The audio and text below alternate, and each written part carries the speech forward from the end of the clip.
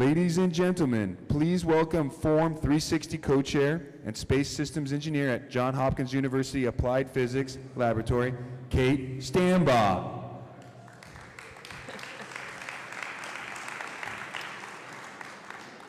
right, good morning and welcome to day 2 of the AIAA Space 2015 Forum.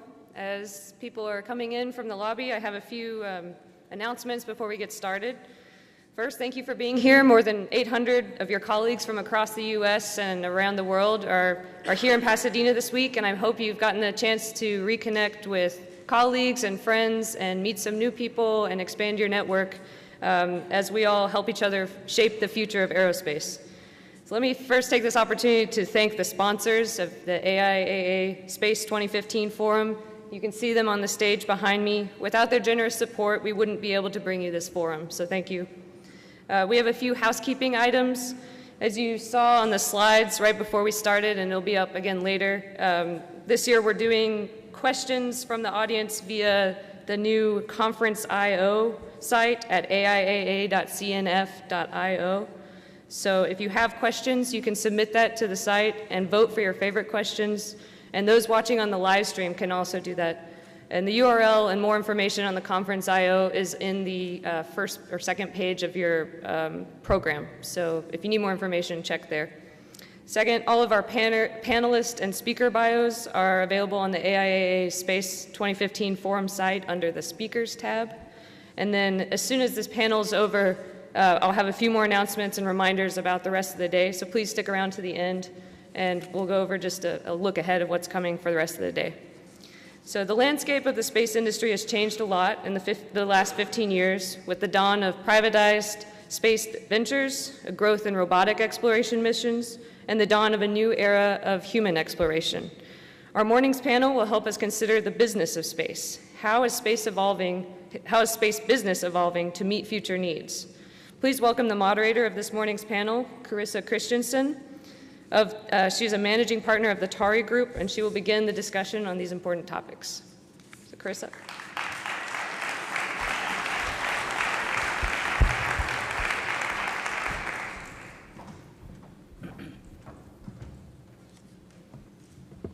Good morning. Thank you very much, Kate. I am delighted to be here. Welcome, everyone. I'd like to thank Sandy Magnus and the AIAA for the opportunity to moderate this panel, and also the organizing committee this year for the excellent and thoughtful content of this conference. And I'd also like to thank the panel sponsors. So our panel this morning is considering how the business of space has changed. And we're going to look at that over the last decade or so, and we're going to look at what that means for the future. And so we've got the ideal panel for that today, and I'm going to welcome them up here and give you a little bit of a sense of who they are and how they fit in. Then I'll set the context for our discussion with some data on how the industry has changed, and then we'll launch into a discussion with the panelists, and we very much want to have questions from the audience. We have the excellent electronic system, so please use it. So if I could invite the panelists up. And our panelists today include Phil McAllister from NASA. NASA is represented here. NASA's acquiring access to the ISS from commercial providers and is looking at ways to expand that model. And Phil at NASA is the Director of Commercial Spaceflight Development. He oversees the commercial crew and cargo programs. And Phil has a career-long history of working strategy issues and issues of space commerce. He was executive director of the Augustine Committee. He led NASA's efforts on the U.S. National Space Policy. He won NASA's Exceptional Service Award. Prior to joining NASA, Phil was at Futron, where I had the pleasure of working with him. He was at TRW, and he was at Answer. We are also going to hear from Boeing today. Boeing, of course, is a commercial crew provider and commercial satellite manufacturer, among its many other identities, part of the changing business of space. We're going to hear from Dr. Bruce Chesley. Bruce is the Chief Architect, Network and Space Systems of Boeing Defense and Space and Security. And his job is really well suited to this panel. His job is to align technology investment and development with the current and future needs of the business. He has responsibility for exploration, for cybersecurity, for missile defense, for satellite communication systems, and he has broad experience at Boeing. He was with Space and Intelligence, and he was also with Boeing Phantom Works. Before Boeing, he was an Air Force officer and also on the faculty of the U.S. Air Force Academy in the Department of Astronautics. We're also joined by United Launch Alliance, which has introduced Vulcan, a new vehicle concept using a commercial engine and targeting internationally competitive rates. And here with us from ULA is Dan Collins, the Chief Operating Officer for ULA. Dan runs the Atlas and the Delta expendable launch vehicle programs from design to launch. His background in launch is encompassing. Before he came to ULA, he worked on the Delta, the Titan, ELV, and Sea Launch programs for Boeing. He started his career at McDonnell Douglas, working on station, and he also worked with Northrop Corporation. Finally, we are going to hear from Planet Labs. Planet Labs is deploying a very large constellation of CubeSats, leading the wave of new satellite firms seeking to create new markets for imagery. And we're very fortunate to have today Robbie Shingler, a co-founder and president of Planet Labs. And Planet Labs really is one of the industry's emblems of change. And Robbie, in his leadership role there, has been instrumental in creating that opportunity and that business. Prior to Planet Labs, Robbie spent 9 years at NASA. He helped to formulate the small spacecraft office at NASA Ames. He was the capture manager for the Transiting Exoplanet Survey satellite. He did a couple of tours at NASA headquarters, and there was NASA's open government representative to the White House and saw NASA win an award for open government, and also incubated the currently active Space Technology Mission Directorate with a portfolio of about $650 million. He was a Presidential Management Fellow. So I think that, I hope that you will agree that we have an extraordinary panel today and are very well positioned to talk about the business of space and how it's changing. And so to set the context for that, let me talk a little bit about what the numbers look like. So the business of space today, how has it changed? Why are we having this conversation? And is this a real change? And I think that it is real, and I want to show you some data to make that point. So first of all, the business of space is more valuable than it was 15 years ago. Just a few examples. We've seen the emergence of massive markets for satellite television, nearly $100 billion, and GPS products around $75 billion, starting from a very low base. More recently, we've seen new investors attracted to space with announced angel and venture capital deals at maybe 1 or 2 a year at the beginning of the century, 15 years ago. And we're now seeing more than 60 a year in the last few years, and 2015 already has surpassed all previous years and is continuing to grow. The business of space also involves more players. In 2000, fewer than 40 countries hosted satellite operators. Now that number is nearing 70. The number of launches, payloads launched, has increased 2.5 times, and that's happened quite recently, and that's largely driven by the first massive deployment of CubeSats, so that number is kind of Robbie's fault. The number of space companies founded, I think this is extremely interesting. So these are companies founded and funded.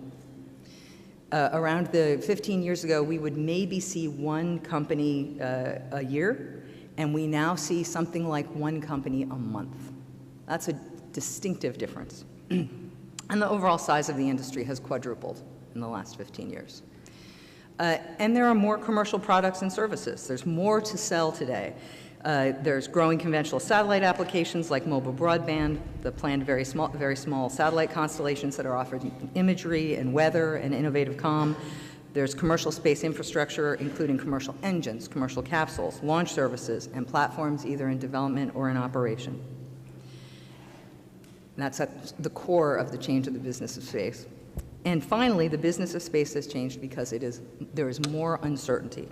There's market risk in new service offerings like small sat imaging and weather, as well as conventional telecom applications because people are changing the way they use their phones and they watch TV.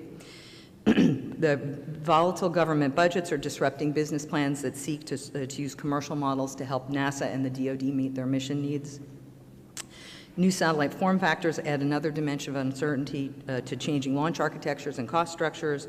Commercial human spaceflight is creating new expectations about safety and also is affecting the balance of leadership and vision within the space community and where that leadership and vision comes from.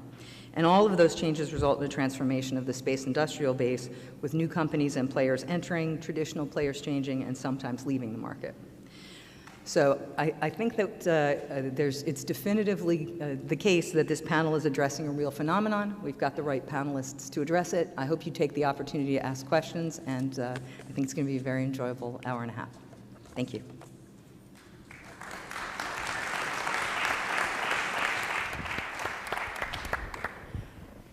So to start our conversation, we'll hear briefly from each panelist and then take questions. Thanks, Carissa. Thanks for everybody for showing up this early. So how is the business of space changing? I think we have our first example by the fact that the NASA headquarters person is the most casually dressed of everybody here at the panel. I mean, that's clearly a huge change, isn't it? And a change good change. So I would say things definitely are changing. It definitely feels different to me today than it did umpty-ump years ago when I started in the industry, and certainly different from the little boomlet we had in the early 2000s. So I was trying to reflect on what it is that is different. There's a lot of different things. There's more focus on the customer, I think, and the business plan. I think that's good, and maybe a little bit less so on technology. But one thing that I was struck when I was thinking about this was the amount of time we spend talking about innovation, thinking about innovation. And an aspect of that is what I'm going to talk about today is called reframing. Next slide. Reframing is a concept that, oh, should I press? I thought he was going to press. All right, thank you. Full service moderator. I stole this concept from a book called Ingenious by Tina Seelig. And the way she talks about this reframing is it's a very powerful concept. You can see the two questions that look arguably very, very similar. What's the sum of 5 plus 5 versus what two numbers add up to 10? Seemingly very similar numbers, similar questions, just differing in arithmetic, but the first one has only one correct answer. Whereas if you phrase the question the second way, you have infinite numbers of possible solutions, which this book argues really helps unlock innovation within your organization. We see that in a lot of different industries. Next slide. Particularly in photography. Photographers are constantly asking, you know, should I use a wide-angle lens or a telephoto lens? Should I take this picture from 1 inch away versus 10 feet away? Those pictures and those perspectives, how you reframe, really change whether you have a nice but fairly commonplace picture on the left versus a very cool, very iconic picture on the right. And you see it in comedy too. The punchline of a joke usually changes the perspective or the frame of the question, and that's what makes it amusing. So I've got a clip from a Pink Panther movie.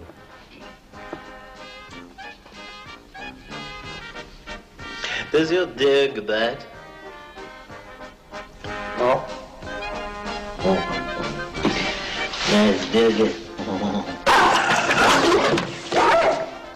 I thought you said your dad did not bite. That is not metal. So the last line obviously changes that. So what does that have to do with space? Not much. I just thought it was a funny clip. I'll get back on topic. Next slide gets me back. So reframing is I don't believe this is just a luxury. You're sort of talking about it like, oh, that'd be nice to have. I think this is really critically important for our space business going forward. Another example of this, and now it's more engineering, that's why I included this one. If you ask somebody, I won't read the whole thing, but if you ask somebody to build a bridge, we can build bridges. We know how to do that. But they're costly, and they take a long time, and they take a lot of labor. Instead, you ask why. The question, why do you want this bridge? And you say, well, I have to get across the river. Well, that opens up a whole new range of possibilities. There's a lot of ways to cross the river, some that are much more cost-effective than building a bridge. And you can even take it further back and say, well, why do you want to cross that river? Well, The answer might be, I have a job over the river. That opens up even more possibilities, right? Because you could maybe get a job on this side of the river, then you don't need any transportation mode at all. Next slide. So we've seen, I could have tons of examples on here, but you see these successful reframers, the life cycle of a business generally has 3 phases, not always, but generally we call them the risk taker, caretaker, and then undertaker phase. And the successful businesses sort of reboot themselves back to the risk taker phase before they get to the undertaker phase. And you can see Amazon clearly just sold books. Now they sell just about everything. Netflix, really cool, used to just sell DVDs, and now they stream, and has spawned a whole cultural phenomena of binge watching, which is really good. I'm about halfway through House of Cards right now. And then you've got unsuccessful reframers. These are companies that were really successful, and those are the companies that are most at risk from falling into the undertaker mode, because success generally breeds a certain confidence in the way you are doing business currently, and that's what we have to avoid in the space business. Next and last slide. We really have to avoid assuming, and this is something I harp on at NASA all the time, assuming that the way we are doing it is the one right way. And now I'll get back to Commercial Crew. It's really, you think that NASA is helping these industry companies, and we certainly are, but NASA is definitely benefiting from this interaction as well. Seeing how each one of these companies come about these problems using different propulsion, different thermal protection systems, different just about everything. In the previous round we had a space plane, now we have a couple capsules. That has really, I think, invigorated NASA. I'll give you one other example and then I'll get off the stage, to how even governments can incorporate this sort of reframing. It used to be in all of our traditional human spaceflight programs, we would just apply our workmanship standards, our safety standards. We have a bunch of these at NASA, and we would just apply them to the contract. Most companies these days, they have their own internal corporate standards, which in many cases are as good or better than the NASA standards. Previously, we didn't care. We knew our standards were good, we understood them, we said just use our standards. And it can be very costly for the companies to redo their processes, maybe redo some of their documentation just to fit our standards. So with Commercial Crew, we are allowing alternate standards. So if the company can demonstrate that their standard is as good or even better than ours, they can use their standard. And again, that has been a good interaction for NASA to see how there are many different ways of coming at the same problem, and that really does unlock innovation. And I think that's one of the ways that business is different today than it was 10 or 15 years ago. Thank you. Excellent. And Bruce, would you like to? Sure, I'm happy to. I'll see if I can I'm happy to be the permanent clicker. Well, good morning, everybody. Hi, I'm Bruce Chesley from Boeing, our network and space business. Let's see if we can go back to the first slide here. Here we go. So our network and space business includes our human spaceflight activities that you see there, and I'll talk a little bit more about that, our commercial and government satellite businesses, and also a missile defense business that's all about protecting the homeland. And one of the things that Phil mentioned about how standards are changing and practices and procedures, we're seeing a lot more cross-flow across these businesses than we had traditionally.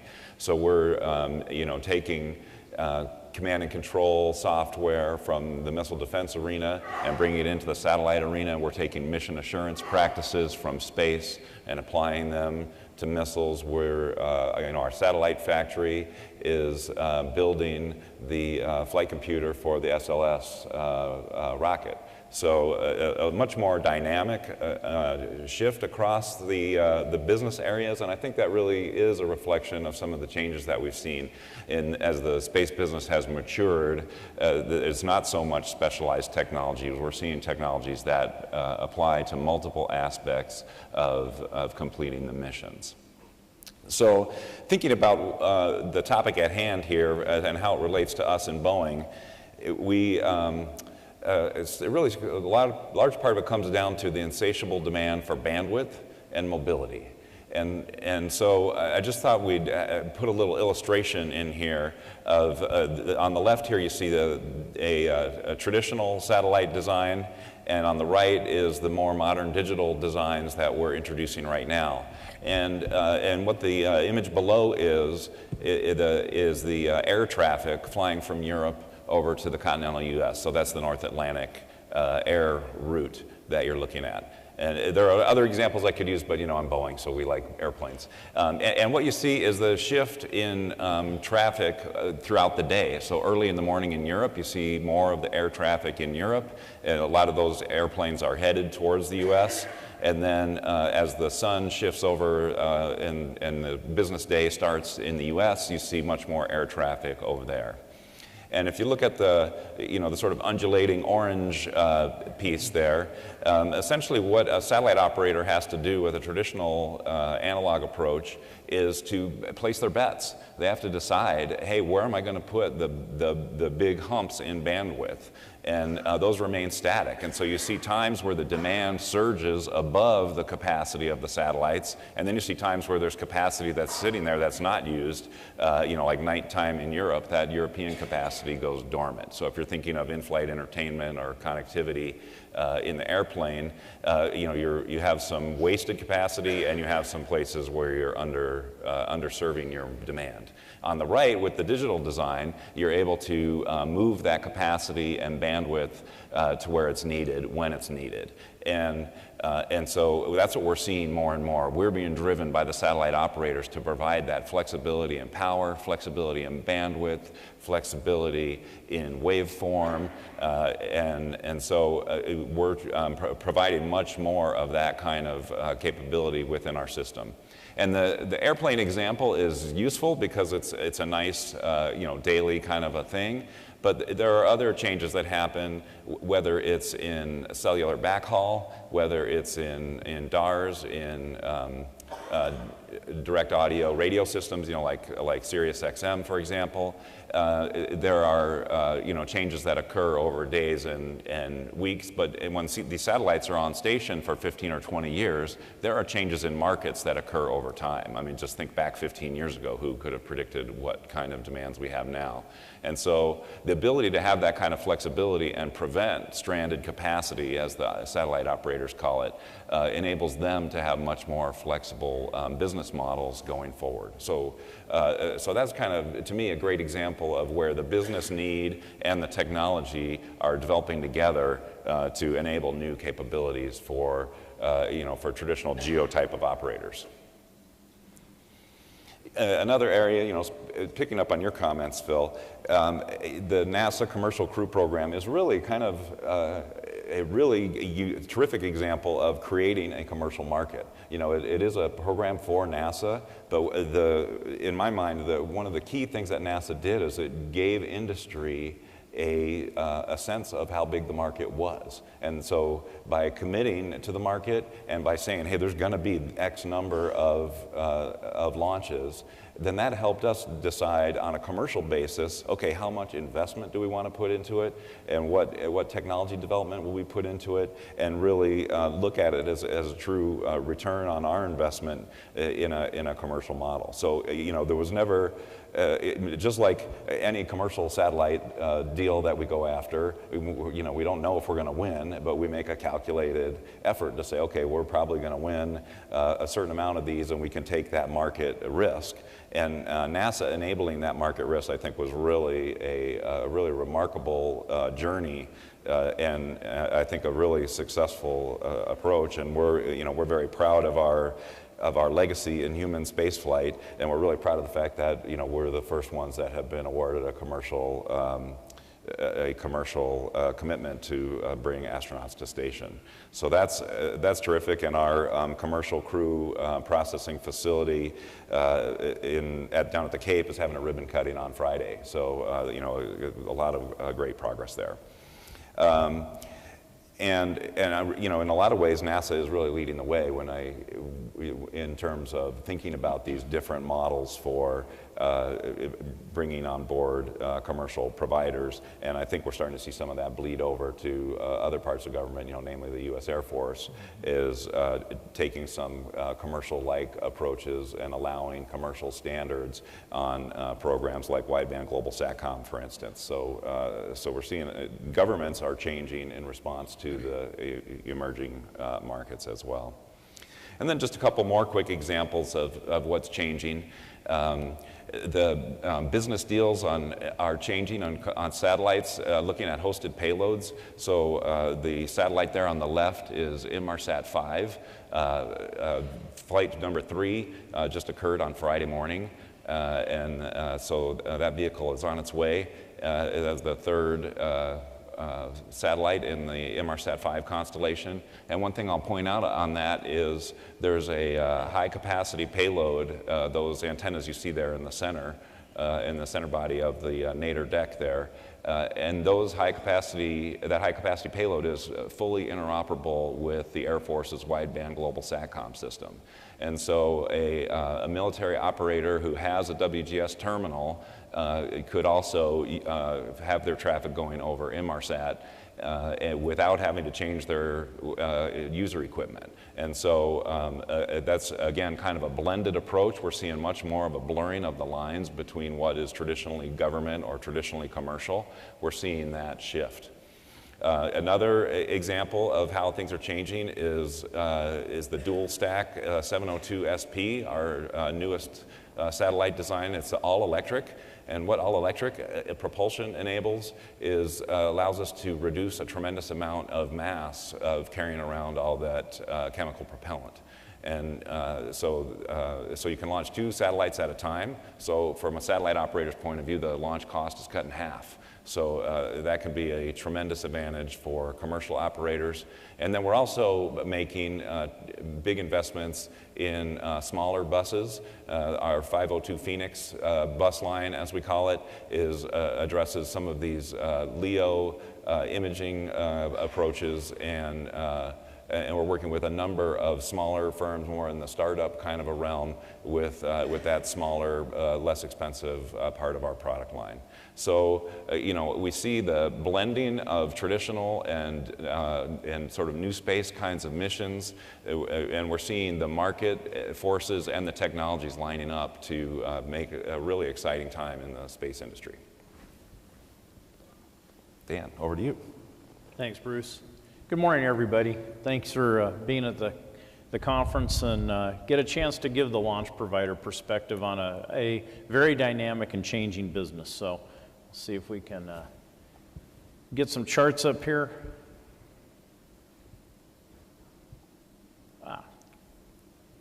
Oh, okay. There we go. Carissa put up in the beginning a chart with about 5 question marks talking about really the dynamics in the industry. Lots of questions, probably more unknowns than there are equations, so this isn't a chance to just sit back and go back to the same old playbook and rerun it.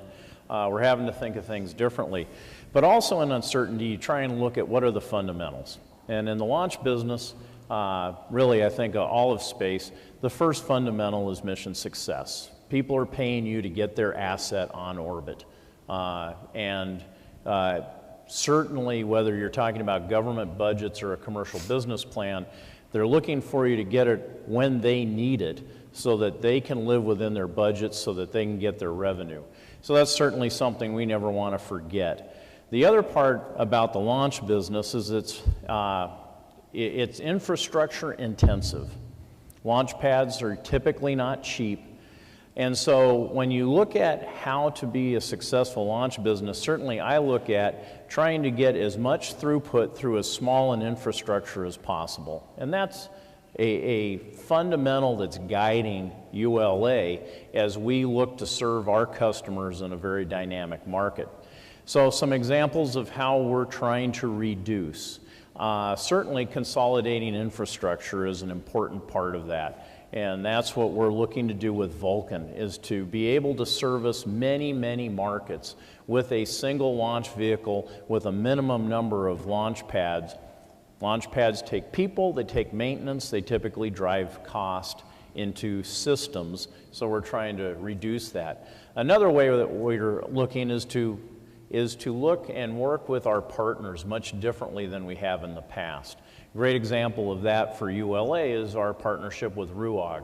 We've recently announced that we're going to consolidate our composite structures manufacturing into one supplier with RUAG, and in fact, they are going to operate within our factory in Decatur, Alabama. So here we're going to take more of what we do, consolidate it into a single supplier, and then also consolidate that supplier into our footprint in a very modern rocket factory in Decatur. So this is all driving to that smaller, if you look at the equation or the ratio, the throughput over the infrastructure, trying to drive that infrastructure to be as small as and efficient as possible, dealing with very high quality suppliers like RUAG, people who are also building for other launch vehicle manufacturers as other manufacturers in space. This all drives that. Another part of what we're doing is working on the top part of that equation. Certainly many of you are aware we've had a pretty good run with the national security space business. That business, as you look to it, as new competitors are being introduced, the actual demand from that customer is shrinking significantly. So we're going to have a much smaller business base with a national security space customer, and they're going to split it amongst competitors. So we've needed to, several years ago, seeing this coming, start working very hard as in other sides of the business. Very, very proud to be launching Cygnus twice in the coming months, December and March. And those launches are actually twice the capacity of the other commercial cargo launches that have happened. So we're actually going to get basically 4 launches from here to next spring. Very, very important to the space station. But we've got a footprint in cargo. Very excited about the announcement coming later this year for CRS-2 and be able to expand more into cargo. And certainly can't let go without talking to Bruce, and very proud to be Bruce's supplier in launching the CST-100 and getting on top of an Atlas where, human space flight in this country started, back on top of an Atlas and getting people back to space station through American launches, American systems. So working the top part of that. Also our recent win of the EchoStar 19 commercial satellite, a big deal for us.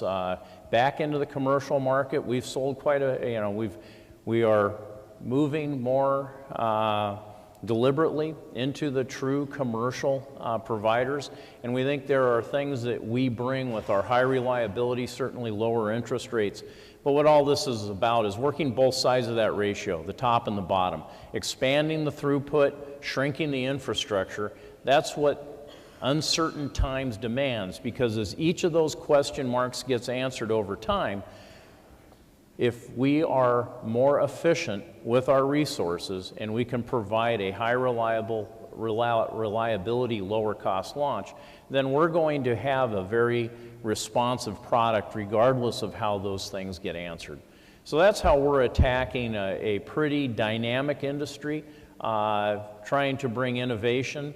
The last thing I want to talk on that is getting more launches through a single pad. And the MUOS launch, which is scheduled to go off tomorrow, we needed to wait a day or two while Erica decided which way she wanted to go and be ready to launch with the tropical storm late last week looking like it might come up the east coast of Florida. That's a unique launch in that we need to look at what do we have and how can we use it to serve the customer better. We had a span time to launch a Atlas rocket, which was serial. Got the booster up, then you started stacking about 5 or 6 pieces of the upper stage, inner stage, and the fairing. And what we were able to do is some bright people looked around and said, hey, we've got this Delta facility, which was actually built by the NRO years ago to process Centaur upper stages, and said, gee, could we go do all of that serial stuff in parallel over in the Delta system? So for the first time on this MUOS launch, we took 7 days out of the span time of an Atlas 5-meter launch by doing much of the work off of our vertical integration facility over in a Delta facility and then carted the whole thing down the road in one piece. What that does is if you're launching 10 times a year, essentially 36-day centers, And now you can go take 7 days out of each of those 10, that's 70 days. You're basically creating the opportunity to launch twice, 2 more times in the same year. So again, increasing the throughput, and this is just bright people looking around saying, my customer's got a problem, they need more from me for less, what do I have that can serve it? And that's what folks are doing, and I think they're doing an outstanding job. So next, just a couple of, that's me. Where are we going? Well, I think everybody, hopefully you're aware that we're going to build a new booster, the Vulcan, basically using a lot of what we've learned over the years, bringing a great engine to it with the BE4, and that's really step one. You know, we need to be on an American propulsion system, and we're moving out aggressively with Blue Origin to make that happen. That's going to essentially let us do all of what Atlas does and what Delta does on a single stick, and do it on a single rocket through a single set of launch pads. Again, shrinking the infrastructure. Maintain the Delta IV Heavy as long as our customers need that, and we see that well into the next decade. Then we'll go focus on the upper stage and bring capability as we look at missions evolving in space and architectures evolving in space, with ACES being able to do much, much more on a single mission than anybody can today. We think we can do more than anybody else, and we want to maintain that lead and get every launch customer more for what they're paying. And then finally looking, or not finally, but the next step would be looking at reuse out in the next decade.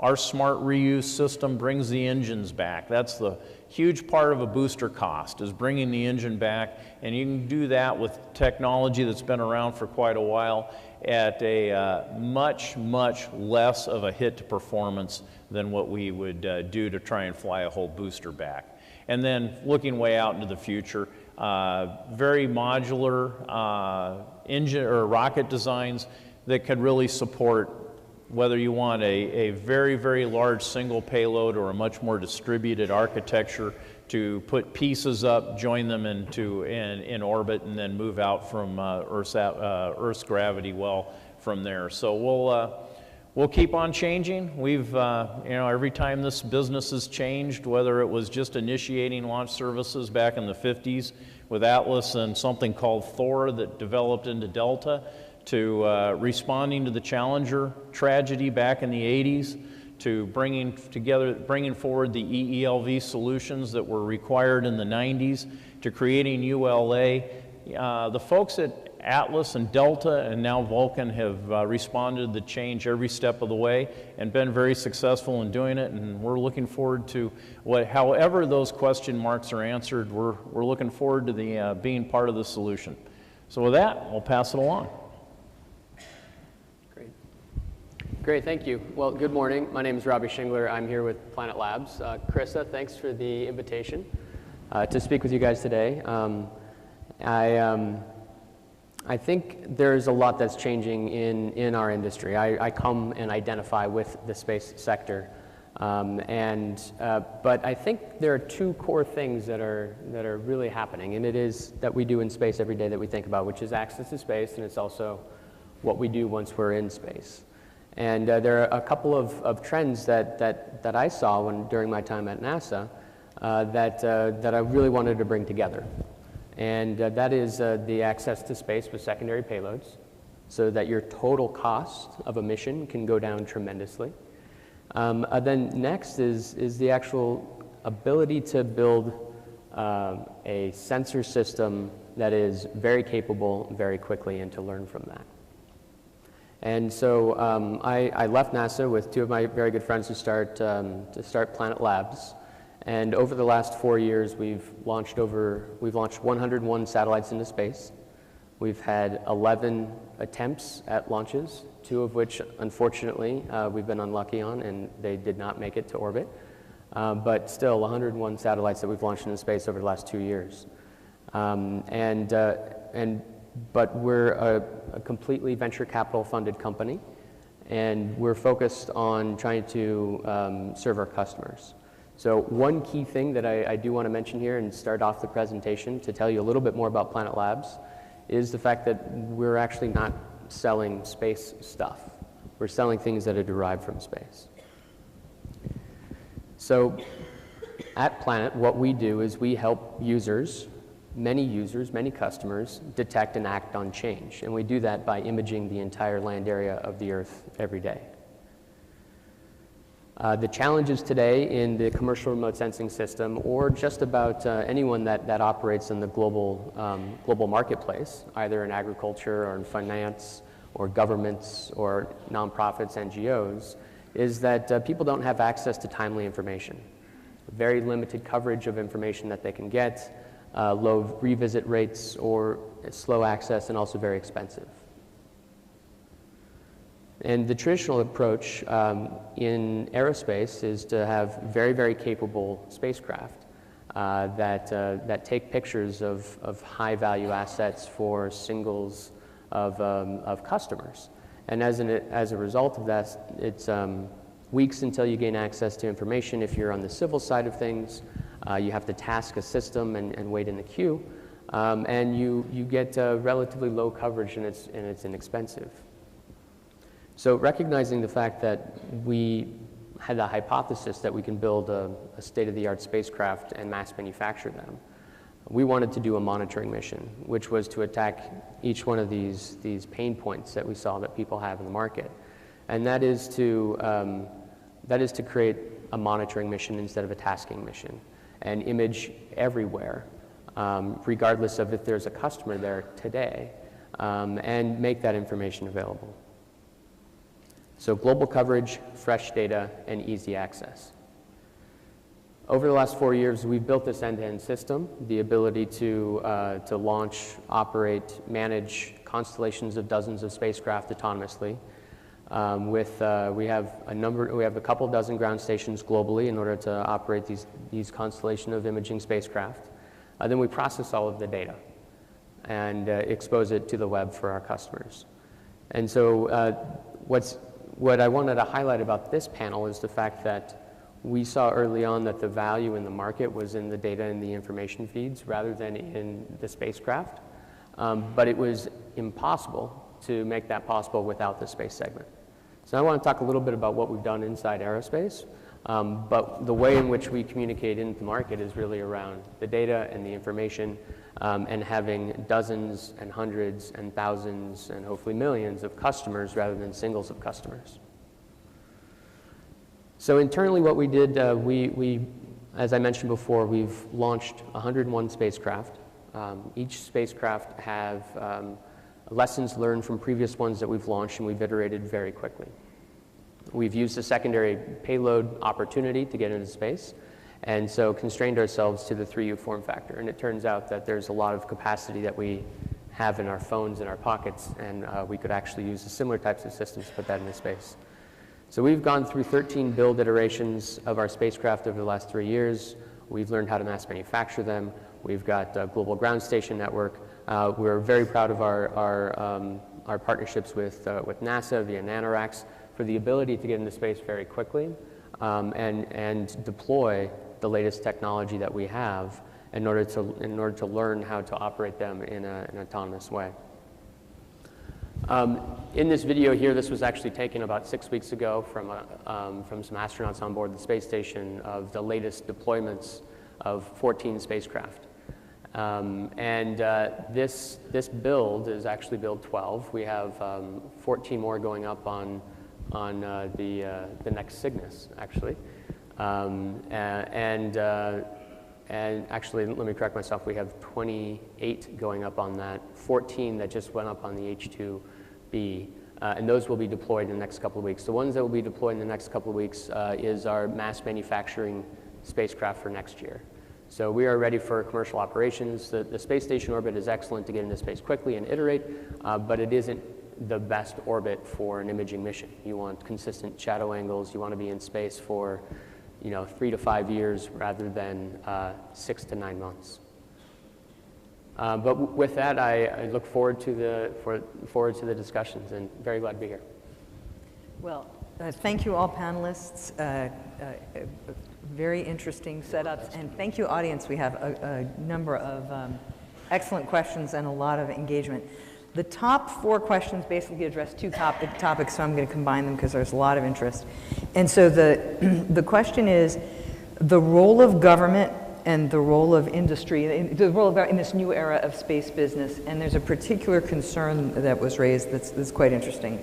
So the idea is, as government agencies try to achieve their mission goals more inexpensively or efficiently by privatizing or relying on commercial space, there's a risk, according to this question, that the government agency loses that capability. So NASA becomes a procurement agency and the nation doesn't have access to space expertise. So can you address that broad question of the role of government in the era of space business and that specific question of national expertise and how that plays in? And Phil, you're the obvious place to start. That's why I want to go last. Oh, okay. Anyone else want to jump in on that?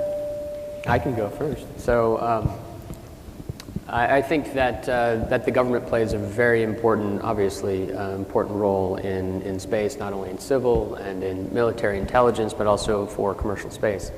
And it's not just to be a good customer, but it also is to set the right consistent policies and regulate in a predictable way. I think from the perspective of Washington in thinking about the aerospace sector, we want to encourage entrepreneurial capabilities in aerospace, but then more than that, we want to have a really strong commercial aerospace sector that can innovate quickly and that can actually drive new business models and new economic opportunities. And from the perspective of Washington, they want that to happen inside the United States. And so there is a bit of a tension and a challenge and a shift as commercial space becomes stronger and stronger without the reliance of the government as a customer. But make no mistake that the role of government needs to be strong and have a long-term view for regulations and also learning how to be a good customer of commercial products. Yeah, I think if you look at the history of technology, the government ends up being a leader in a lot of technologies. Think about computing, for instance. The early computers were, government funded, largely for government use. And as the technology matured and became more of a mass market kind of a capability, the government shifted their focus into other technologies and other investments. And I think, I think we're starting, you can argue that in telecommunications, you can argue that in computing, and I think we're starting to see that in space. And so I do think there's a risk there, as the question points out, that government could just kind of lose that technology leadership. But I think it's really more of a choice. And where does the government focus their limited resources in terms of technology development? And so, as a great example is wideband satellite communications. As that becomes a mature, as high throughput satellites that are being developed on a commercial basis are surpassing some of the capabilities of government wideband systems. That's starting to see that tipping point where maybe the government can rely on the commercial market, a healthy commercial market, to sustain that technology base, and they can focus on things that are of particular national need. So I want to thank Robbie and Bruce for giving me enough time to think about my answer. I would say my time in the government has really highlighted for me that almost everything is a risk versus risk trade. So yes, there's some risk associated with relying on a commercial service, but there's also risk the other way. I mean, we relied on the space shuttle, not a commercial service, and that was retired in 2011. We did not have a capability for U.S. human access to space after that. So relying on a fully government market-driven capability did not result in zero risk. And we ended up without that capability. So I don't see these things as binary, right? I generally see them as risk versus risk trade. So when we went into commercial crew, we obviously recognized that there was a risk there, and there was a number of strategies that we used to mitigate that risk. The first one was make sure that we had healthy competition. We did not want this to be something that only one company or maybe one or two companies could could perform. And so in the very early rounds of Commercial Crew CCDEV2, we got 8 very good proposals. I remember we had many more proposals, but 8 went through due diligence, all of which we were convinced could probably have worked at some point in the future. So ensuring we had competition, ensuring that we were relying on capable companies as our partners, technologically capable as well as financially capable. And then finally, redundancy. We have 2 companies in the Commercial Crew program. We have 2 cargo providers as well, and that has mitigated that risk significantly, I think. So everything requires a unique solution, so I'm not saying that works everywhere. You do have to look at what you're trying to procure, when you need it, and what your backup plan is. But again, I would really emphasize that almost all of these are definitely risk versus risk trades. I just quickly agree with Phil. It's much bigger risk to try and continue to think we're in the 1980s. We've got one, from a national security space, we're one of 2 superpowers. We're just going to keep our eye there. The world's very different today. Even in that market, it's different in the commercial market and the civil markets. Everything is changing rapidly. So staying stagnant, putting our head in the sand and thinking that change is for everybody else and we're going to keep doing it the way we always have is the biggest risk. So we're going to have to move. The question is going to be what roles, and this is for the government to decide, what role do they want to play, what role do they want industry to play, and we will adjust to the decisions that they make and serve in our roles to the best of our ability. And I also think that a note there, kind of a historical note, is at this moment in time, there's an enormous amount of pull by commercial interests as opposed to push by government interests to try to reduce costs through commercialization. This is Planet Labs is not in business because someone in the government said, gosh, how can we reduce our costs? So it's a very different dynamic than what we might have seen 10 or 15 years ago. Yep. So the next question is 2 questions on quite related topics. The broader version of the question is, what is your vision of space business beyond Earth orbit? And then the specific question, which is an homage, Phil, to your reframing of the conversation. Why do we want to go to Mars? How does reframing this question change the perspective of space business, which is lots of fun. So the general question, what's beyond, for space business, what's beyond Earth orbit? And the specific question about reframing the why do we want to go to Mars. Do you want to start with the what's beyond Earth orbit, Robbie? Do you have visions of that? Sure. I know Planet Labs must have visions of that. Well, just to be clear, we're absolutely focused on Earth as our planet for now. But I think that the capability that industry is creating, not only in sensors but then also in access to space, will allow for there to be a lot of activity. I think that the government is going to continue to lead the way beyond Earth orbit for science and exploration purposes.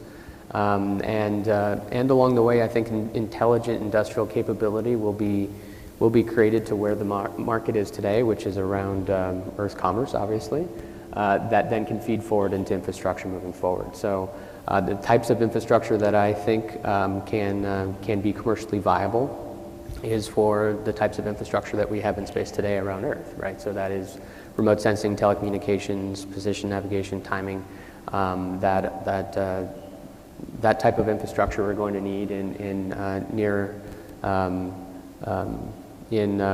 as we actually become multiplanetary.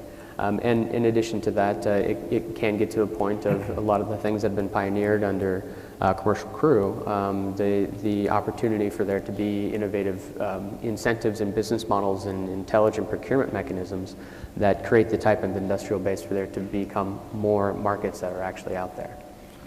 So Planet Labs, imaging Mars, you heard it here first.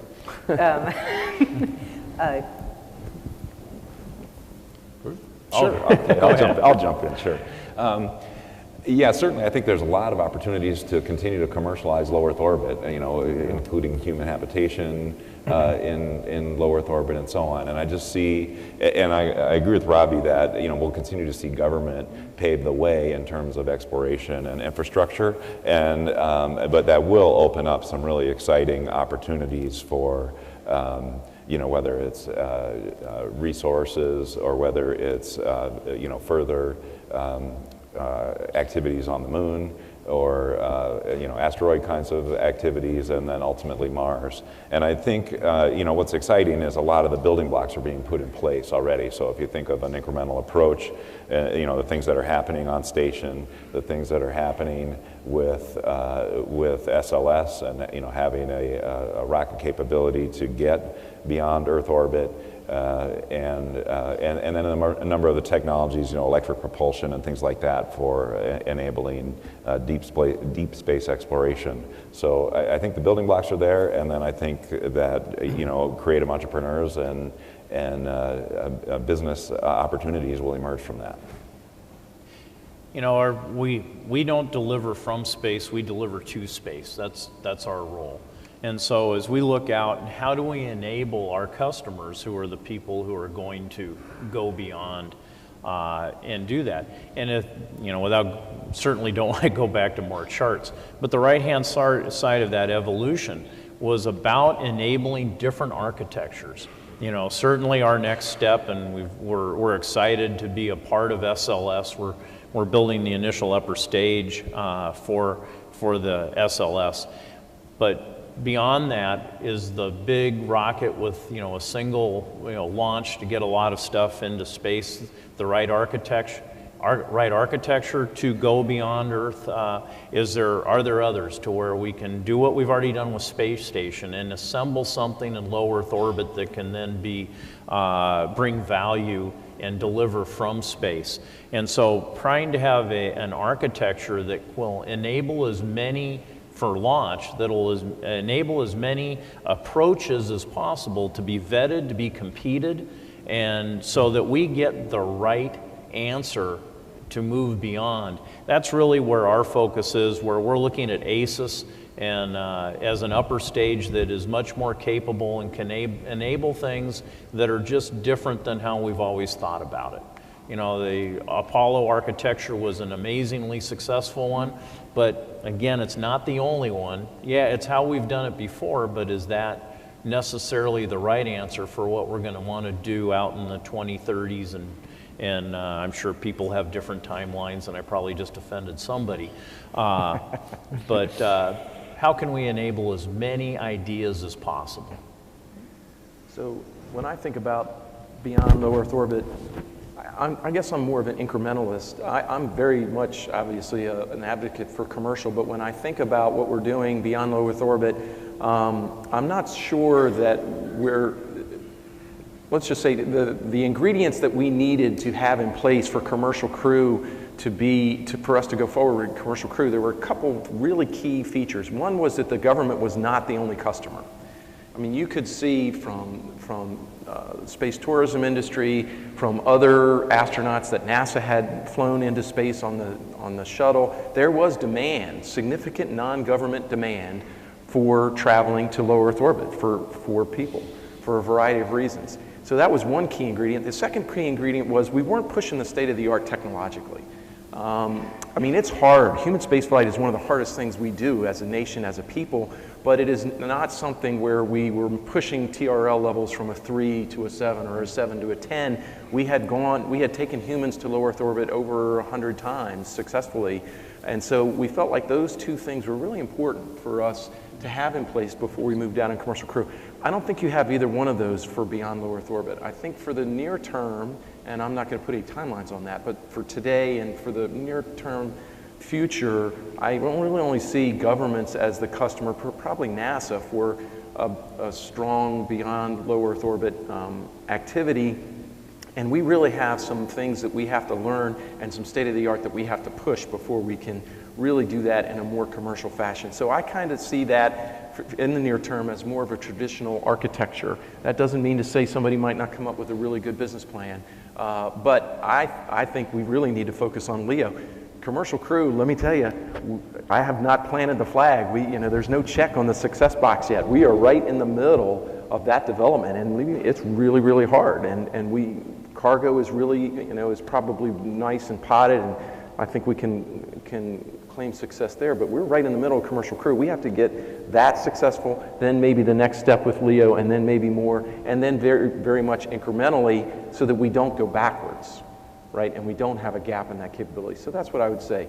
In terms of the second part of the question was reframing Mars, really good question. Honestly, I'm not sure we have the right frame for that today. We've tried a number of different frames.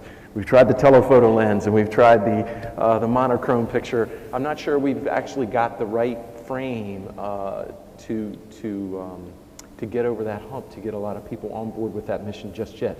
We continue to try and communicate why we're doing it, how we're doing it, but I think we still have some work to do there. And so if somebody in the audience can come up with a really good frame, we would be all ears, I can tell you. Let's do a few directed questions so we can kind of move through the list because there's some really interesting ones. We'll start with a very specific one for Boeing. When will you announce the first crew contract for a non-NASA customer? What's your sense of that market? Wow, that's a great question. It is. Yeah, I don't know. I think the sooner the better. I don't have a firm answer for that, but we would love to do that. You know, obviously we're in the middle of a very difficult development, and so and as we've seen with a number of our products, you know, typically after a first successful mission is when you start to get a sense for that additional demand. Yep. Robbie, this is a question from someone who clearly lived through the pain of the 90s satellite boom and bust, late 90s, early 2000s, during the dot-com era, darken the skies with satellites era. Clearly that many ventures were proposed that failed. What is different now? Why will commercial satellite large LEO constellations, why will they work now when they didn't then? Well, I think that it's still to be proven, and there are now resurgence of a number of low Earth orbit or low Earth orbit telecommunication constellations that are out there. It does serve a different need, though. We do have a lot more people. There's a lot more penetration of people who have the need for bandwidth and access to information. So whether that is telecom or actually timely situational knowledge around where they are. So there are new markets that weren't there before. And I think that, that the infrastructure that was put in place in the 90s was really was extremely capital intensive. And I think that it's about an order of magnitude cheaper, if not more, now. And that allows for there to be different types of business models, different market entry opportunities, both for remote sensing as well as for telecommunications. But it's still to be proven, I think, is really the real answer. I think that there's, you have to take a look at the lessons learned from that. So, for instance, fiber won out in the telecom. So, for imaging, is that going to be drones and aerial photography winning out over satellite photography? We'll see. But from what we've heard from the market, from what we are transacting in today, I do think that that hopefully there will be a definitive success story over the next 12 months, at least in remote sensing. Dan, this is a general question, but I think you are at the pointy end of the spear on this at ULA. How does the space business deal with political risks? Well, I think I've already talked about that, is to focus on the fundamentals is certainly a part of that.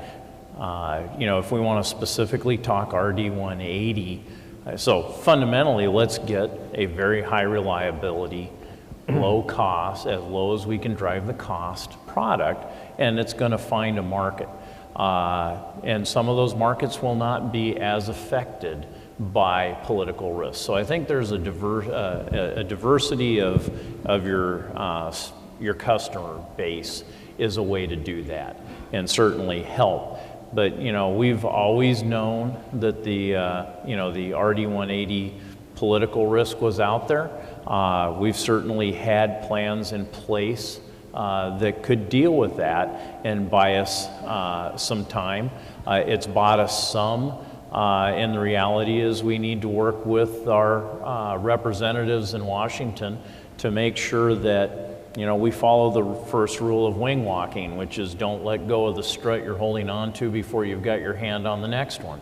We're working very hard to reach and get our hands on the next one, but there is a part of this that brings an immediate reality that, okay, the situation isn't what we had planned for the risk. We had ways to mitigate it. We're doing a lot of that, and we need to work with our representatives to make sure that the whole story closes and we can continue to offer what's been an amazingly successful service to the national security space customer. That's a very uncynical answer to say basically the answer is be aware of the risk, plan for the risk, and do the right thing and try to develop develop the best product you can, and that's the smartest solution. And no matter what risks you plan for, the one that shows up is going to be slightly different than the one you planned for. And that's when it's important to have dialogue and figure out how to approach it and how to address it when it does materialize. And I think everybody's doing a very good job of working through a complex situation right now. So,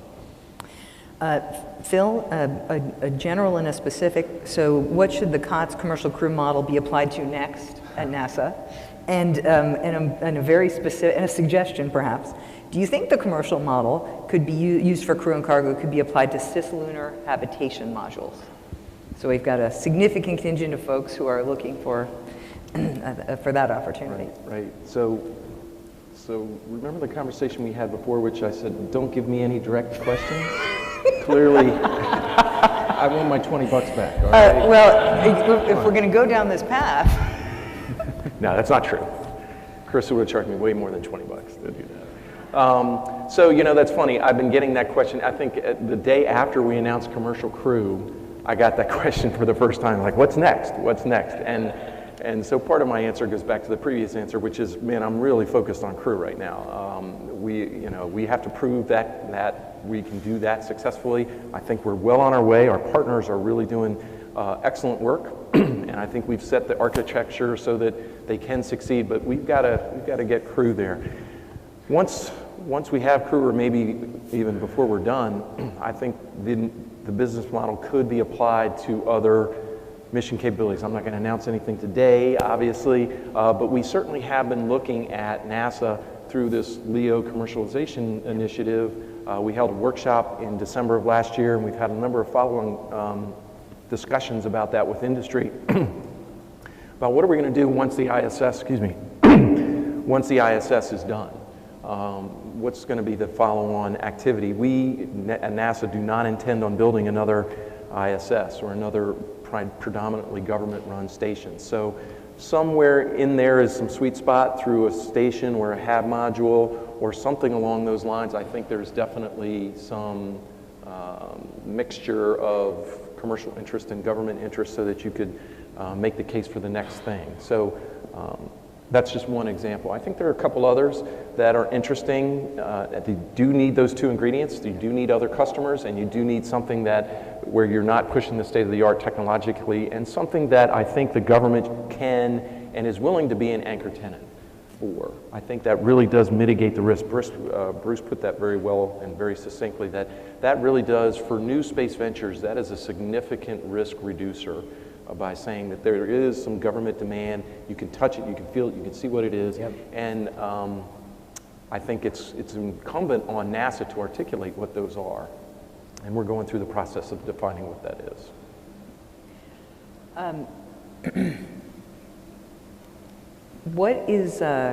What's your view on space debris, the risk of space debris, the consequences of small sat systems, the impact to companies, what's being done? It comes up in every conversation about space right now. It comes up in every conversation about small satellite ventures. So kind of what's your headline on where we're at and what needs to happen? Yeah, clearly it's a huge problem. We're seeing a lot more cooperation and data sharing, through industry associations and partnership with government and industry. to help avoid collisions. We have a part of our operation that manages the Iridium constellation, and you know, the number of collision avoidance maneuvers that they do every single month is staggering. And so, you know, I think the current state of the orbital debris problem is that everybody's doing everything they can to avoid a catastrophic event. And you know, I think if we see some more catastrophic events happening, you know, I think that would be, you know, maybe an impetus for some significant funding there. It really is. It really comes back to you know, a risk-benefit kind of a thing. And right now, the avoidance approach is mitigating the risk. And so, you know, until that dynamic changes, I think that's probably, you know, I don't see a tremendous pull of investment or, you know, new technology or new, you know, any sort of debris reduction, you know, go eliminate debris kinds of things. There's concepts that have been studied for years, but you don't really see any significant funding going into them yet. That's my take. You know, go ahead. Yeah, I think the Space Data Association does a really good job in allowing spacecraft operators to share where all the satellites are and to a high accuracy, to allow for there to be propagations for potential conjunctions. But existing debris as well is not just, you know, active satellites is a major concern and issue. And we are getting into the Kessler syndrome, especially between 800 and 1,200 kilometers in the sun-synchronous orbit. That's where a lot of activity are. That's where a lot of spent upper stages are and dead satellites. And so it is a concern. It is a concern for the Commons. That is a concern that the entire space leadership globally need to think about how to do this. So I think we need better tracking of identification of where these are, so a little bit more of an open space situational awareness for the entire global community in order to see where debris are and what the risks really are. I think that we do need better propagation and models for potential conjunctions. There are a lot of alerts that are false positives that really aren't a danger. I think that and also for new entrants that are coming in that don't have high ISP or active propulsion, they should be very responsible about where they put their objects. There is customary law, at least in the United States, for 25 years that you must deorbit your spacecraft.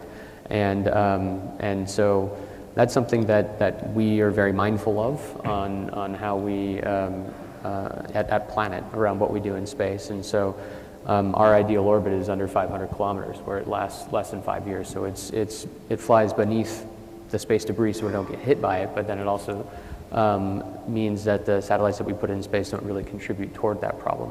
There are also novel ideas out there for nudging debris out of the way using photon pressure from ground-based lasers. It actually is a really, really good physics solution in a non-destructive way, and something that people should look at for people being governments for doing orbital debris mitigation. But I think open SSA, I think responsible spacecraft operators, better propagation models, and looking at novel mitigation techniques are what the global community needs. Well, first, I think in the last couple of years, we have deorbited more upper stages than we had ever done in our history.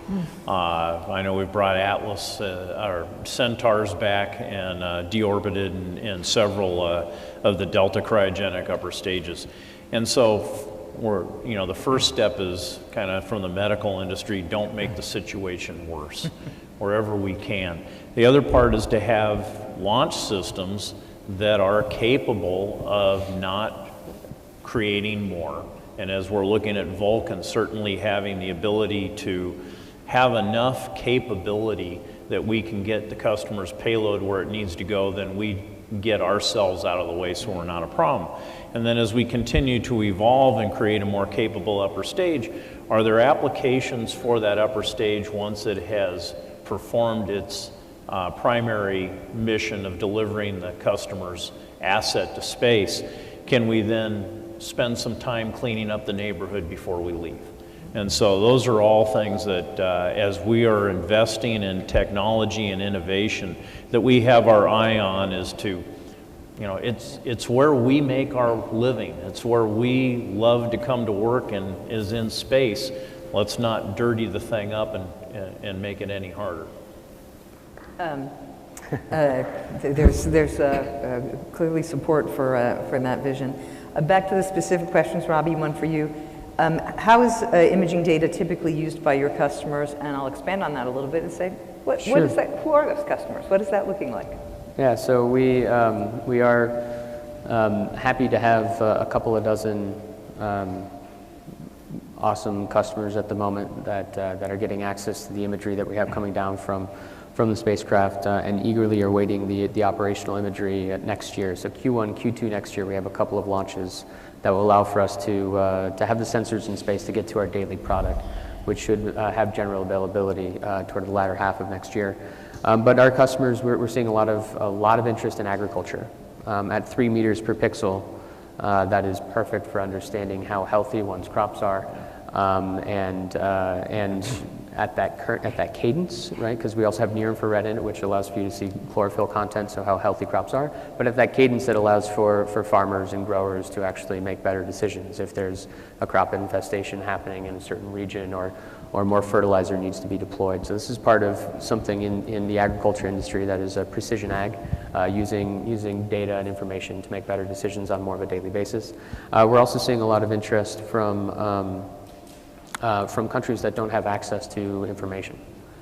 So a lot of emerging economies that really, the latest aerial photography that they had was in World War II, right?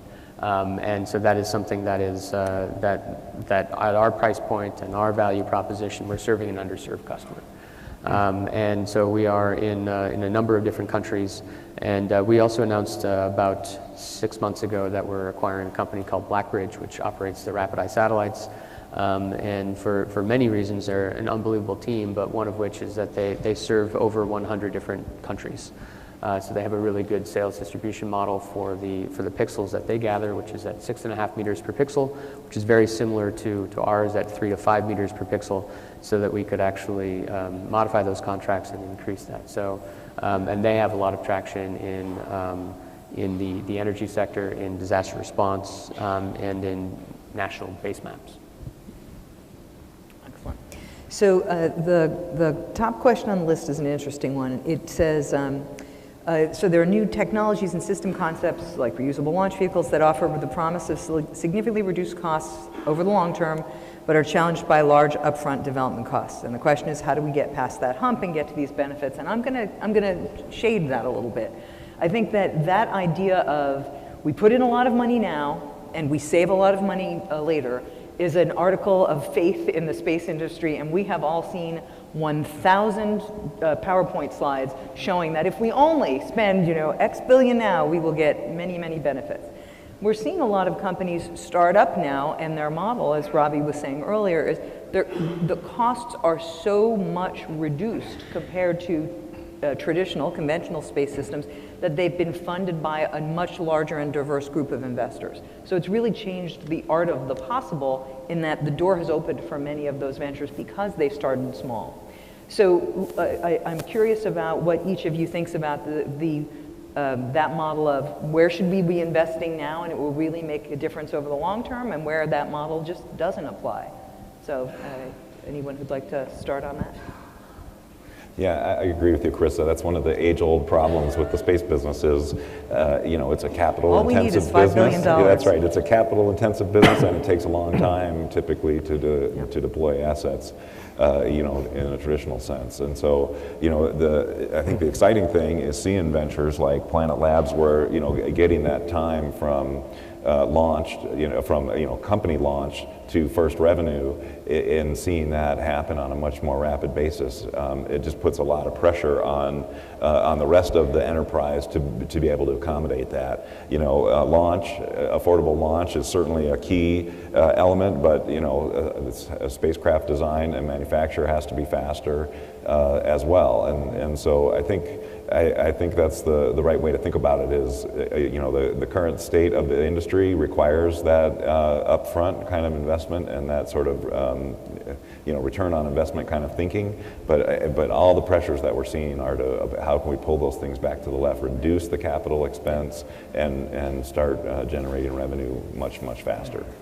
I think, sorry, from a business model, it's not just how much money, it's how quickly it gets paid back.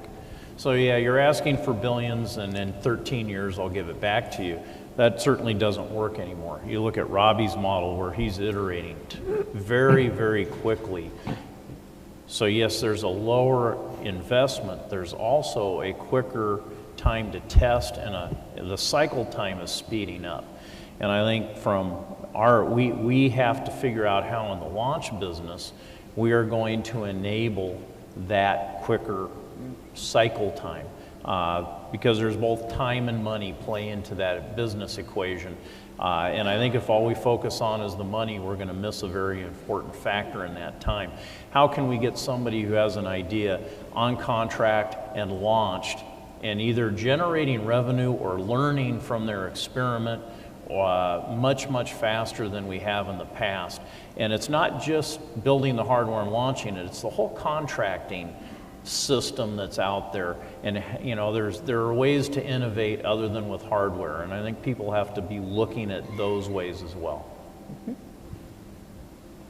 Yeah, I think humans are very hard to innovate on, getting humans into space very quickly. Same thing for getting anything into space very quickly. And so we kind of chose the easy path on the robots, and to actually iterate that really quickly. But I think you're totally right, that speed and learning, and to do the end-to-end system to really understand where to invest, which has the non-linear value that you actually get as the enterprise, is the right thing to do. And it's hard to get it if it takes you 3-4 years in order to get the first thing going.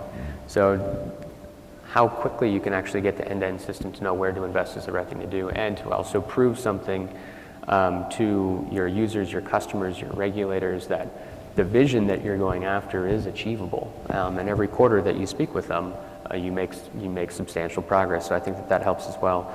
You know, for us, it's not only speed, but it is cost. You know, I mean, we started with $200,000, and we spent that over a year, and then $3 million, and we spent that over a year. And now we've, you know, raised over $200 million. But if we first went and said, hey, we're going to image the whole world every day, give us $200 million, they'd be like, who are you? So by iterating really quickly, choosing the value proposition and what your hypothesis is and what you're going and how you're going to validate that, and then learning from that and then going to the next step, I think is the right way to build these capabilities. And if I could just it isn't time or money. It's time and money. Yeah, it's cost is a big player for everybody. So we've just got a few minutes left, so I'm going to ask sort of a headline last question.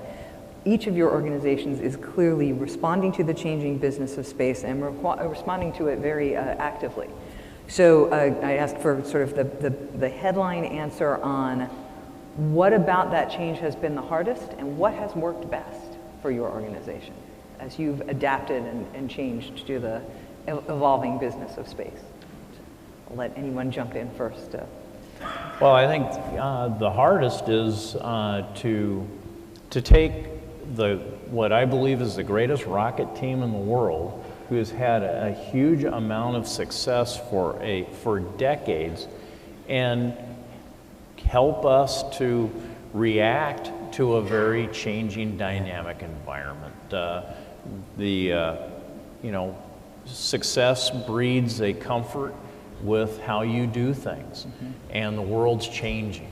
And so certainly I think that has been a part that has been and will continue to be something that the leadership at ULA really has to focus on, and to help people feel comfortable in change.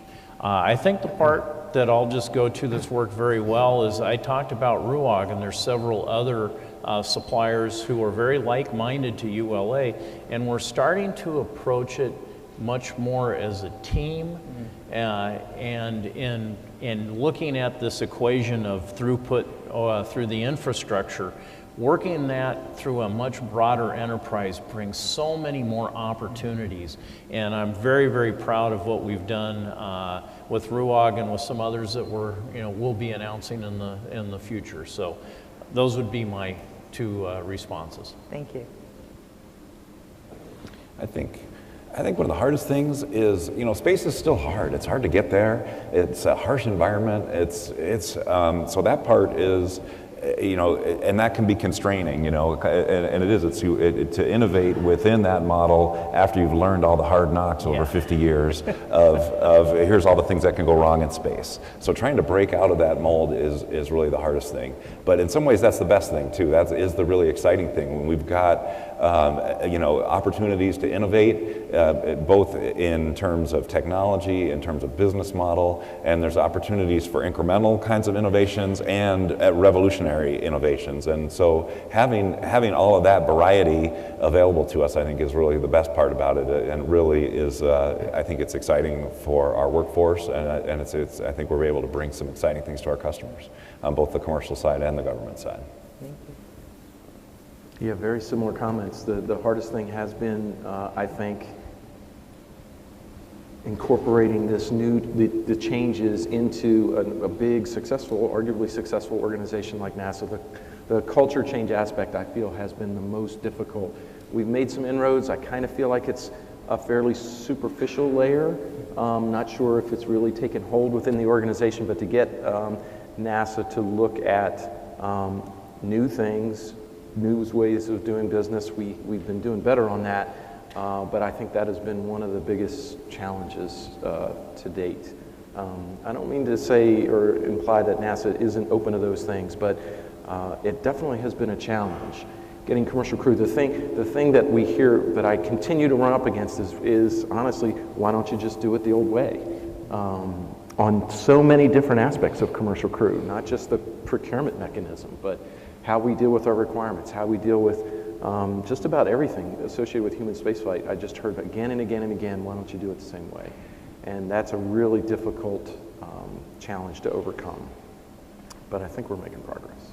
So that's the good part. I was going to say. I think one of the challenges that I thought early on would be the regulatory environment, and because putting up hundreds of spacecraft as a startup, that was something that haven't been regulated before by commercial remote sensing, and I think over the years, though, and I think part of it was bringing them along in the story and actually proving capability, each quarter along the way. We've had great relationships with the regulators. So the largest kind of challenge inside the aerospace portion of what we're doing is still launch, absolutely, without a doubt. You have to book something that's 2.5 years into the future, and you have to say exactly what your payload is and your mass concentrations and your interface and so forth. And it's and I get it. That's the way that it works. That is a challenge. I think we're encouraged by the now satellite launchers, both small all the way up to mid-class. So I think that is going to help a lot with that responsiveness. Then last, still in the space side of things, is especially being from the aerospace sector, it's the greatest challenge is to focus on actually building a commercial business instead of doing more things in space.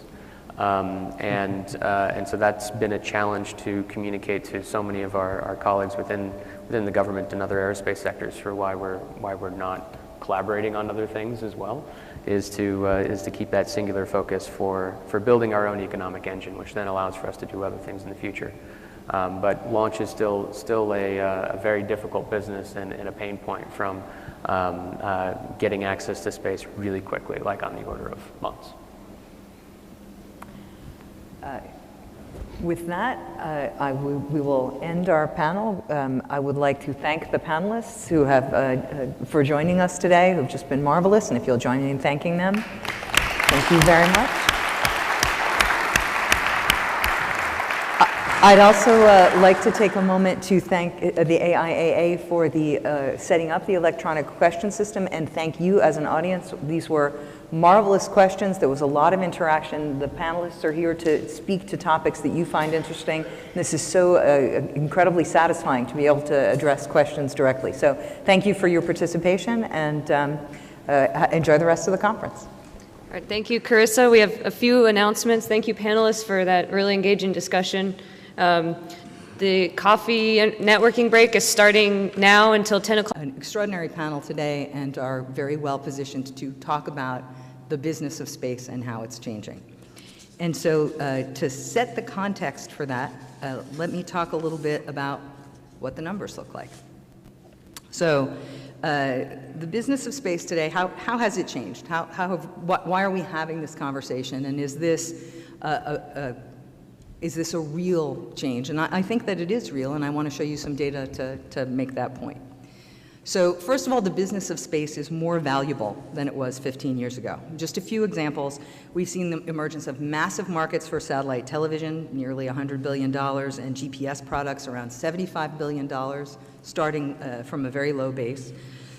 More recently, we've seen new investors attracted to space with announced angel and venture capital deals at maybe 1 or 2 a year at the beginning of the century, 15 years ago. And we're now seeing more than 60 a year in the last few years. And 2015 already has surpassed all previous years and is continuing to grow. The business of space also involves more players. In 2000, fewer than 40 countries hosted satellite operators. Now that number is nearing 70. The number of launches, payloads launched, has increased 2.5 times, and that's happened quite recently, and that's largely driven by the first massive deployment of CubeSats. So that number is kind of Robbie's fault. The number of space companies founded, I think this is extremely interesting. So these are companies founded and funded. And then we'll launch into a discussion with the panelists, and we very much want to have questions from the audience. We have the excellent electronic system, so please use it. So if I could invite the panelists up. And our panelists today include Phil McAllister from NASA. NASA is represented here. NASA's acquiring access to the ISS from commercial providers and is looking at ways to expand that model. And Phil at NASA is the Director of Commercial Spaceflight Development. He oversees the commercial crew and cargo programs. And Phil has a career-long history of working strategy issues and issues of space commerce. He was Executive Director of the Augustine Committee. He led NASA's efforts on the U.S. National Space Policy. He won NASA's Exceptional Service Award. Prior to joining NASA, Phil was at Futron, where I had the pleasure of working with him. He was at TRW, and he was at Answer. We are also going to hear from Boeing today. Boeing, of course, is a commercial crew provider and commercial satellite manufacturer, among its many other identities, part of the changing business of space. We're going to hear from Dr. Bruce Chesley. Bruce is the Chief Architect, Network and Space Systems of Boeing Defense and Space and Security. And his job is really well suited to this panel. His job is to align technology investment and development with the current and future needs of the business. He has responsibility for exploration, for cybersecurity, for missile defense, for satellite communication systems, and he has broad experience at Boeing. He was with Space and Intelligence, and he was also with Boeing Phantom Works. Before Boeing, he was in... Ladies and gentlemen, please welcome Forum 360 co-chair and Space Systems Engineer at Johns Hopkins University Applied Physics Laboratory, Kate Stambaugh.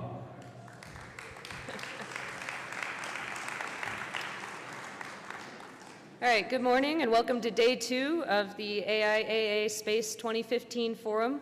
As people are coming in from the lobby, I have a few announcements before we get started. First, thank you for being here. More than 800 of your colleagues from across the U.S. and around the world are here in Pasadena this week, and I hope you've gotten a chance to reconnect with colleagues and friends and meet some new people and expand your network as we all help each other shape the future of aerospace. So let me first take this opportunity to thank the sponsors of the AIAA Space 2015 Forum. You can see them on the stage behind me. Without their generous support, we wouldn't be able to bring you this forum, so thank you. We have a few housekeeping items.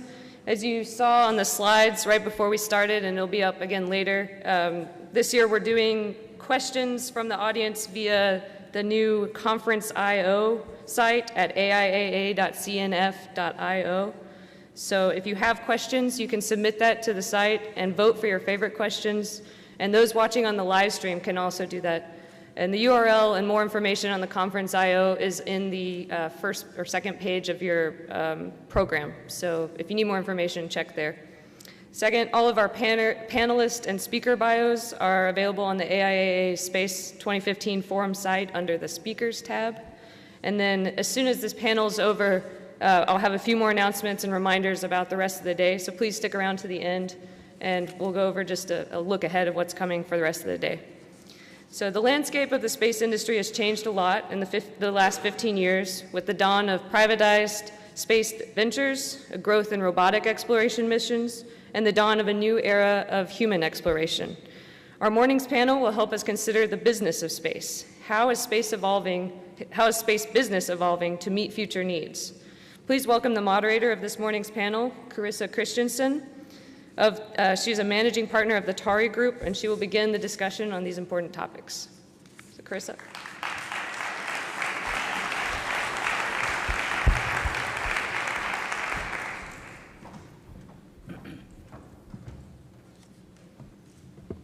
Good morning. Thank you very much, Kate. I am delighted to be here. Welcome, everyone. I'd like to thank Sandy Magnus and the AIAA for the opportunity to moderate this panel, and also the organizing committee this year for the excellent and thoughtful content of this conference. And I'd also like to thank the panel sponsors. So our panel this morning is considering how the business of space has changed. And we're going to look at that over the last decade or so, and we're going to look at what that means for the future. And so we've got the ideal panel for that today, and I'm going to welcome them up here and give you a little bit of a sense of who they are and how they fit in. Then I'll set the context for our discussion with some data on how the industry has changed. An Air Force officer and also on the faculty of the U.S. Air Force Academy in the Department of Astronautics. We're also joined by United Launch Alliance, which has introduced Vulcan, a new vehicle concept using a commercial engine and targeting internationally competitive rates. And here with us from ULA is Dan Collins, the Chief Operating Officer for ULA. Dan runs the Atlas and the Delta expendable launch vehicle programs from design to launch. His background in launch is encompassing. Before he came to ULA, he worked on the Delta, the Titan, ELV, and Sea Launch programs for Boeing. He started his career at McDonnell Douglas, working on station, and he also worked for Northrop Corporation. Finally, we are going to hear from Planet Labs. Planet Labs is deploying a very large constellation of CubeSats, leading the wave of new satellite firms seeking to create new markets for imagery. And we're very fortunate to have today Robbie Shingler, a co-founder and president of Planet Labs. And Planet Labs really is one of the industry's emblems of change. And Robbie, in his leadership role there, has been instrumental in creating that opportunity and that business. Prior to Planet Labs, Robbie spent 9 years at NASA. He helped to formulate the Small Spacecraft Office at NASA Ames. He was the capture manager for the Transiting Exoplanet Survey satellite. He did a couple of tours at NASA headquarters, and there was NASA's open government representative to the White House and saw NASA win an award for open government, and also incubated the currently active Space Technology Mission Directorate with a portfolio of about $650 million. He was a Presidential Management Fellow. So I think that, I hope that you will agree that we have